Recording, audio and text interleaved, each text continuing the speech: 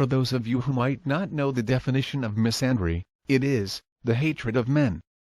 Feminists tend to tell us that misandry is a myth, and that it does not exist. I will let you be the judge of that, while watching this video. So let's go to the first Tumblr feminist comment.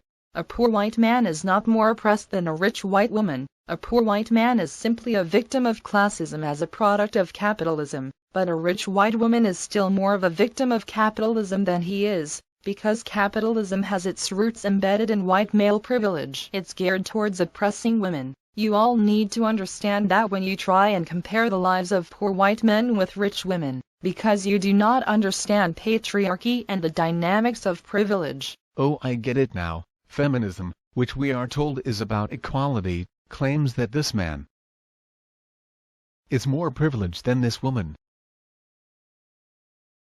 This is one of the major problems with feminist ideology. Its cornerstone is that men always have to have the advantage, and women the disadvantage. That men are always the oppressors, and women always the oppressed. That men are always the victimizers, and women always the victim. And if reality does not fit this ideology, then just ignore it and pretend it does not exist. The cognitive dissonance of feminism is astounding. This mentality has created a generation of privileged victims, who see anything and everything as their oppression while ignoring the pain of others. Prosecutors in Ohio have charged 33-year-old Stacy Schuler with 16 counts of sexual battery. It's amazing how many times female statutory rapists will plead that it was the boy, half their age, who really is responsible for their crime. Are we really meant to believe that an adult woman in her 30s can so easily be seduced by a boy 15 or younger? How would society act if a man in his 30s claimed to be seduced by a 14-year-old girl, and that he just did not have control, as it was all her fault? The double standard is astounding. But this is what we get when we are told that males are always victimizers and that females are always victims. 4 men were charged with 5 counts of rape, and police were looking for a 5th man. The 4 men pleaded not guilty and were held on a $500,000 bond. If convicted, all faced up to 25 years in prison. A few days later, she recants her story. The suspects were released and the charges were dropped. The 18-year-old freshman later told officials the sexual encounter was consensual. We have 3 of those men that were charged and held. Let's meet them now. Jesus, Stalin, and Arvin.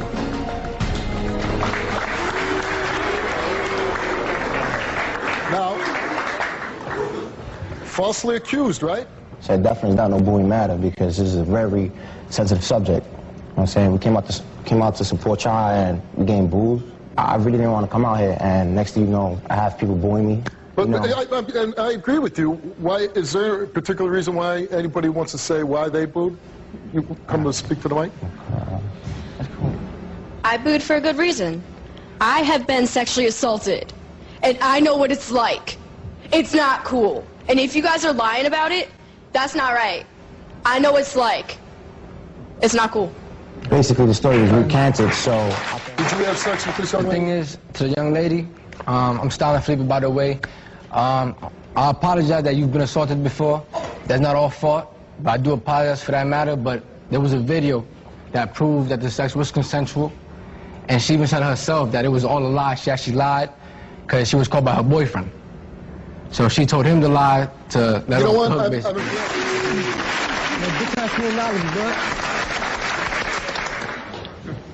Hi. All right, so honestly, I'm torn right now, and I don't know whether or not I believe you guys. And apparently this video is what's going to save you. But you said you took it on a phone, so how long did the video last? 40 seconds, 50 seconds? Who's to say that those 2 guys that were having sex with her, 4 more didn't join in? Like how... If it was a lie, we wouldn't be here right now. The girl has recanted the story. The story. She said, I mean, she admitted that she didn't want her boyfriend to find out, and that's why she made up the story. Maybe she's scared that if she says that she was raped, that's something bad. Wait. How scared is she than us? We was doing 25 years, so how much scared she can be with us? We do 25 years, so what are we scared about?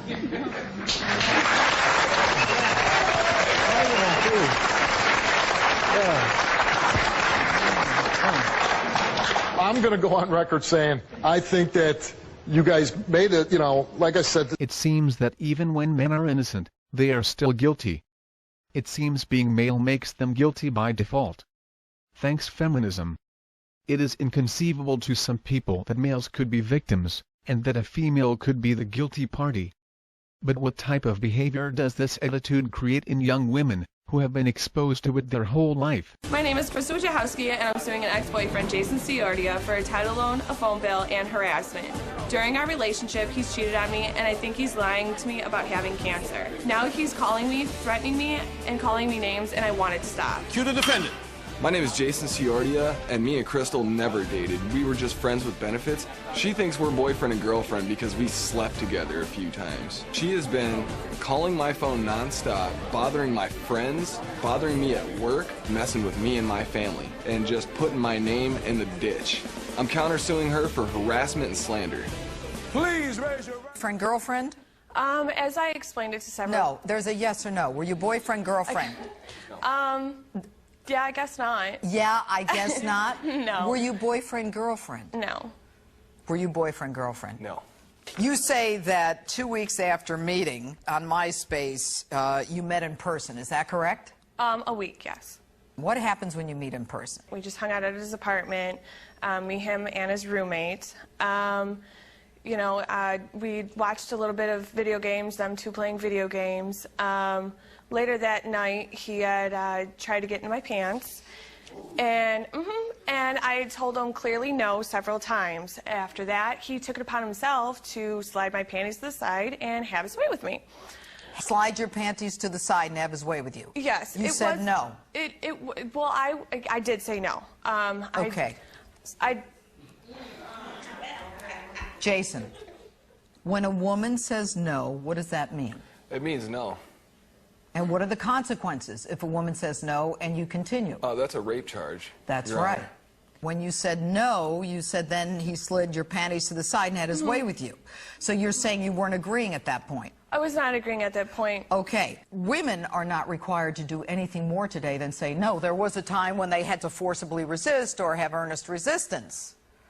Your Honor, that's incorrect. What? Forcibly resist? No. Her just saying no altogether. I asked her, and one thing led to another, and yes, we did have sex on the first night we met. Worst night of my life. The worst night of your life? The worst minute of my life. The worst minute of your life. Boy, that's a shot. All right, so if you said no, and you meant it, and he forced himself on you? I would say more like pressured. Did you call the police? Did you call a friend? No, Did you go to the hospital? Were you forcibly attacked? I was not forcibly attacked, no. She spent the night, Your Honor. You spent the night? On the floor, and he was on the couch. I was on the floor, and he was on the couch. You know what? I just told Jason that when a woman says no, it means no. He clearly understands the consequences. Correct. Now I'm going to turn to you, and I'm going to say this. If a woman gives a sworn statement to the court, he refused to take no for an answer, he shifted my underwear and did what he wanted, then it sounds to me like you're making a claim of rape.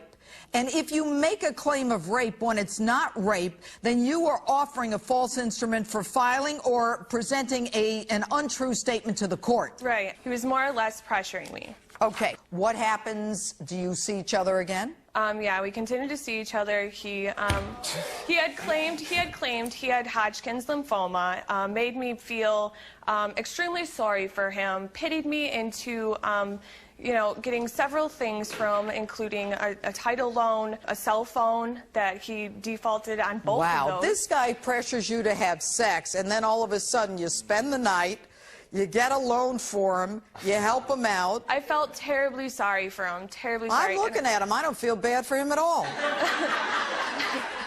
I really don't anymore. I really don't feel sorry for him anymore. How long were the two of you a number? Or what do you call it? Well, she was a good friend of mine. How long did you have this relationship that you say is now boyfriend, girlfriend? 4 or 5 months, something like that, 4 months. Wow. And what it was, Your Honor, is I'm a cancer survivor, so she could say that I make false claims about it. That's fine on her behalf. If she wants to sit here and sully my name, I'm not worried about that. She's trying to sit here and tell me that I forced her to do all this stuff. I never forced her to do anything. Well, clearly by her actions afterwards, and I have to tell you, the one thing that you don't do is trash a man's reputation and accuse him of forcible rape.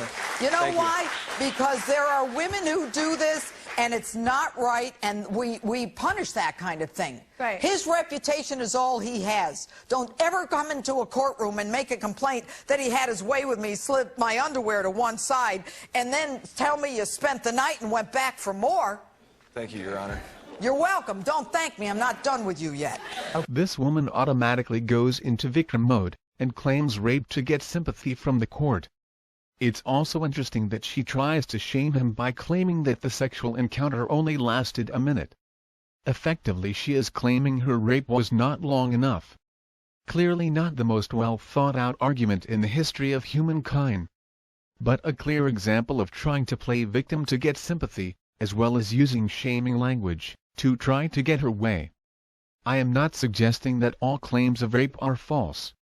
But I am suggesting that if we have an automatic male equals victimizer, female equals victim mentality, that we not only allow this type of behavior to happen, but we encourage it. When it comes to rape, or any other crime, the gender of the victim, and the gender of the victimizer, should be irrelevant. All that should matter is the facts of the case, and justice. I agree with the Tumblr feminist that men should be held accountable for their actions, but females should be held just as accountable for theirs.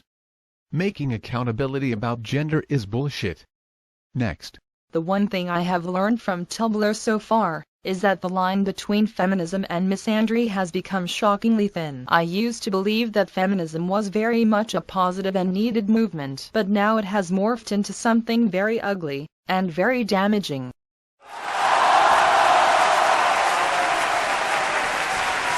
I could not agree more. Well said. When reading the hate-filled, anti-male, feminist comments on Tumblr, it reminds me of a scene from one of my favorite movies, based on one of my favorite books.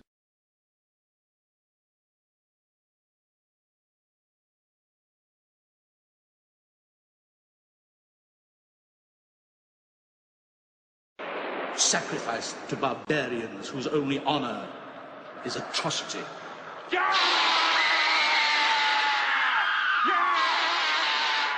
But even as we grasp at victory, there is a cancer, an evil tumor, growing, spreading in our midst.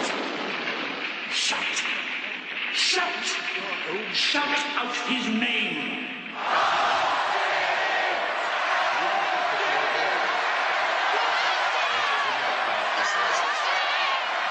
Nothing the party does is good. Even the world stands for good. The party wants you to believe we are at war, so as to turn over the actions of brave men